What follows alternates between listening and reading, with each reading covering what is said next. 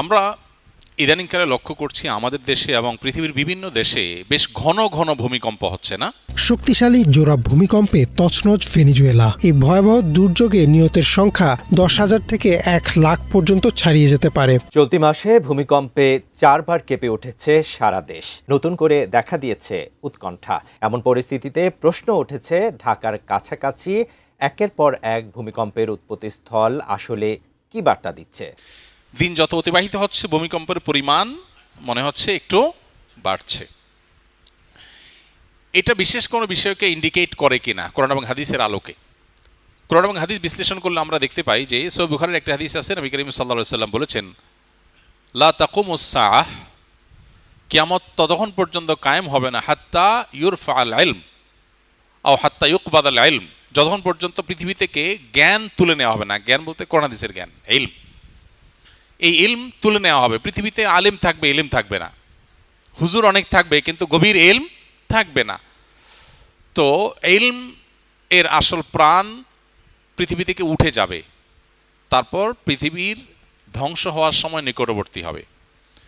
এই হাদিসেরই পরের অংশে নবী আলাইহিস সালাম বলেছেন, ওয়াতাকফিরুজ জিলজাল বা জালাজিল, এবং ভূমিকম্পের পরিমাণ বাড়বে।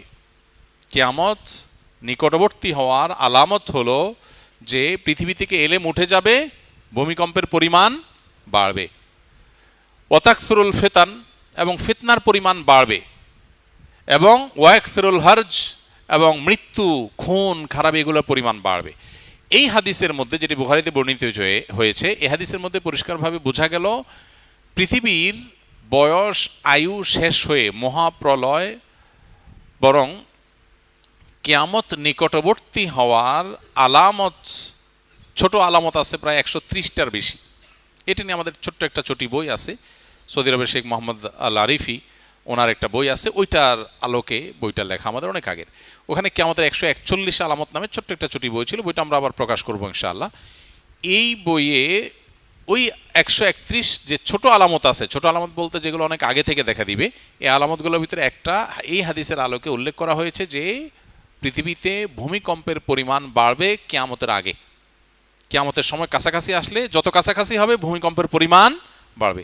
বৈজ্ঞানিক বহু ব্যাখ্যা আছে, কিন্তু কোরআন এবং হাদিস যখন বলে কোনো কিছু এবং সেটা যখন বাস্তবে খাটে, এটার বৈজ্ঞানিক কোনো ব্যাখ্যা খুঁজে পাওয়া যায় না।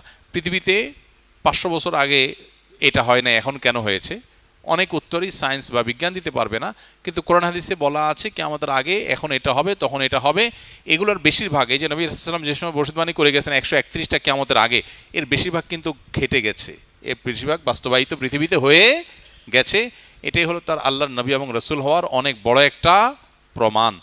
তো যাই হোক, পৃথিবীতে এই যে আপনার ভূমিকম্পের পরিমাণ বাড়বে, এটা কি আমাদের আলামতসমূহের মধ্যে থেকে একটা। আমাদের উচিত হলো ইস্তেগফার করা, আল্লাহর দিকে ধাবিত হওয়া, নির্মাণ সংক্রান্ত যে সমস্ত নীতিমালা আছে, গাইডলাইন আছে, সেগুলোকে ফলো করা। আমাদের কর্তৃপক্ষের উচিত হলো এ ধরনের, আল্লাহ না করুন, অনাকাঙ্ক্ষিত কোনো পরিস্থিতি আমাদের মতো এরকম ঘন বসতির এই শহরে যদি হয়, এই অনিয়ন্ত্রিত আপনার নিয়ম বহির্ভূত ভাবে বেড়ে ওঠা ভবনগুলোর শহরে যদি হয়, আল্লাহ না করুন, তাহলে কি হবে সেটা একমাত্র আল্লাহ ভালো জানেন। এই জন্য যথাযথ ব্যবস্থা গ্রহণ করা দরকার। হয়তো কিছুটা ব্যবস্থা গ্রহণ করাও হচ্ছে, কিন্তু অবশ্যই সেটাকে আরও জোরদারভাবে, জোরালোভাবে করা দরকার, যাতে আল্লাহ না করুন কোনো বড় ভূমিকম্প হলে, কোনো বিপদ হলে আমরা যেন একে অন্যকে উদ্ধার করার রাস্তাটা অন্তত খোলা থাকে।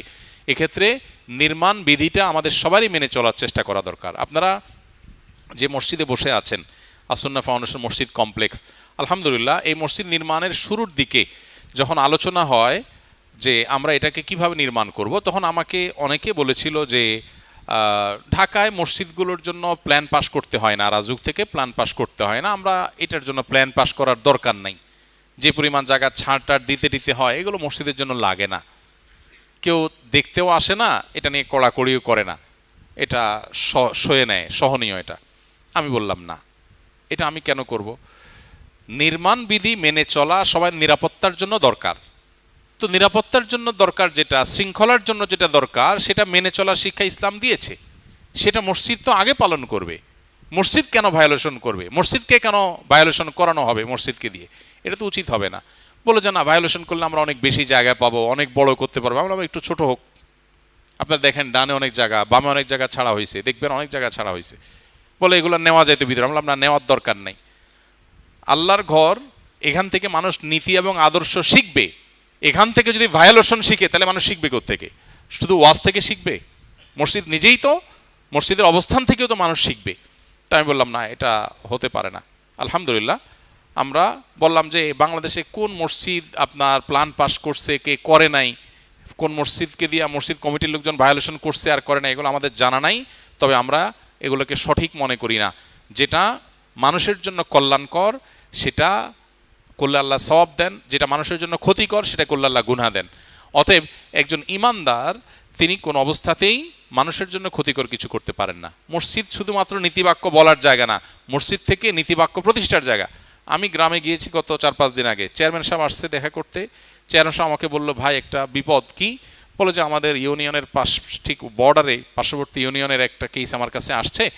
তো সেখানে এলাকার লোকজন, একজন অসহায় মহিলা, তার জায়গা কিছু একটু ঝামেলা জায়গাতে আছে, ঝামেলা আছে দেখে ওইটাতে মসজিদ বানায় ফেলছে। এখন সবাই নামাজ কালাম পড়তেছে, মহিলা ভয়ে তো আর কিছু করতে পারে না। ওটা এখন মসজিদ হওয়ার কারণে সবাই ওইটার প্রতি খুব সিম্প্যাথি, হ্যাঁ মসজিদের জায়গা রক্ষা করতে হবে, তাহলে আল্লাহ খুশি হবে। মসজিদের জায়গা রক্ষা করতে গিয়ে যদি মহিলার 2টা ধাক্কাও দেওয়া যায়, যেহেতু আল্লাহর ঘরের জন্য লড়াই করবো, তাহলে কি হবে? আল্লাহ খুশি হবে। তো চেয়ারম্যান সাহেব আমার কাছে আসছে, ভাই এই হলো ক্রাইসিস এলাকাতে। আমি বলি যে আল্লাহ তো খুশি হবে না, আল্লাহ মায়েরার 2টা বাড়াই দিবে ওইটারে, সম্ভাবনা আছে। কেন? কারণ আল্লাহ যদি জিজ্ঞেস করে, বেটা তুই নিজের জন্য চুরি করলে একটা ব্যাপার হইতো, তুই আমার ঘরের জন্য চুরি করছস, মানে মসজিদে তুই আসামের কারগা দড়া করছ, তো মাইতো তো ডাবল হবে। সারা জীবন আকাম কুকাম করে, চুরি ডাকাতি দুর্নীতি 2 নম্বরই সুদ ঘুষ খায়া, পেটে বদহজম করে, এরপরে বুড়া বয়সে মসজিদ কমিটির সদস্য হইয়া মনে করে সারা জীবন তো নিজের জন্য করলাম, এটা আল্লাহর জন্য করি। তাইলে যদি কাটাকাটি হয়, মায়ের আরো বরং ডাবল পড়বে। খুবই জঘন্য কথা। বেশিরভাগ মসজিদ কমিটির লোকেরা এই বিষয়গুলোকে খেয়াল করেন না, তাদের উচিত আল্লাহকে ভয় করা।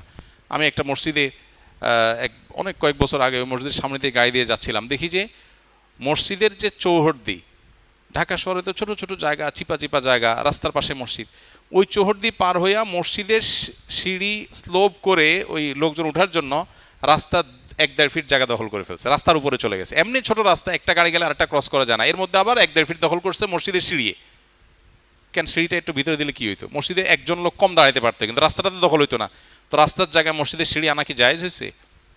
এই রাস্তা তো মসজিদের জন্য, রাস্তা তো চলাচলের জন্য।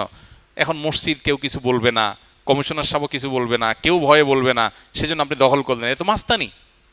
মাস্তানি যদি মসজিদে দিয়া করেন তাহলে মানুষ শিখবে কোন জায়গা থেকে? খুবই জঘন্য কথা। আপনারা যদি কোনো মসজিদ মাদ্রাসার সাথে জড়িত থাকেন, খবরদার, মসজিদ মাদ্রাসা দিয়ে মানুষের হক নষ্ট করা যাবে না। এসব জায়গা থেকে নীতি আদর্শ সবার আগে চর্চা হইতে হবে। আমরা এই জন্য আমাদের মসজিদ কমপ্লেক্স আলহামদুলিল্লাহ রাজুক থেকে প্ল্যান পাস করে, আমি বলছি প্ল্যান যেভাবে পাস হয়েছে ঠিক সেভাবে বাস্তবায়ন করতে হবে, এক চুল হেরফের করা যাবে না। কারণ আমরা নিয়ম ভাঙতে চাই না, আমরা নিয়ম গড়তে চাই। এই যে বাংলাদেশের ড্রাইভিং স্কুলগুলোতে, কয়টা ড্রাইভিং স্কুলে 60 ঘন্টা প্র্যাকটিক্যাল করানো হয় গাড়িতে? কয়টা? খবর নিয়ে দেখেন, একটাও পান কিনা? কয়টা আছে দেখেন, বাইর করতে পারেন কিনা? আলহামদুলিল্লাহ আমরা আমাদের ড্রাইভিং স্কুলে 60 ঘন্টা সরকারের নিয়ম প্র্যাকটিক্যাল করতে হয়, 60 ঘন্টায় আমরা প্র্যাকটিক্যাল করি আলহামদুলিল্লাহ। তো আমরা চেষ্টা করি নিয়ম ভাঙার দেশে নিয়ম রক্ষা করার। আল্লাহ তাআলা আমাদেরকে নিয়ম মানার সংস্কৃতিতে আসার তৌফিক দান করুন। তো যেটা বলছিলাম ভূমিকম্পের ব্যাপারে, যে কিয়ামতের আলামত সমূহের মধ্যে থেকে একটা, আমাদের উচিত সতর্ক হওয়া, আমাদের উচিত সচেতন হওয়া, নির্মাণ বিধি মেনে চলা, এবং সরকার এবং সংশ্লিষ্ট দুর্যোগ মন্ত্রণালয় সহ কর্তৃপক্ষের কর্তব্য হলো আল্লাহ না করুন বড় কোনো বিপদের আশঙ্কা যেটা দীর্ঘদিন থেকে করা হচ্ছে, যদি এরকম কিছু হয় অন্তত উদ্ধার কাজ যেন চলে, সেজন্য যথাযথ ব্যবস্থা গ্রহণ করা। আল্লাহ তাআলা আমাদেরকে সেই তৌফিক দান করুন।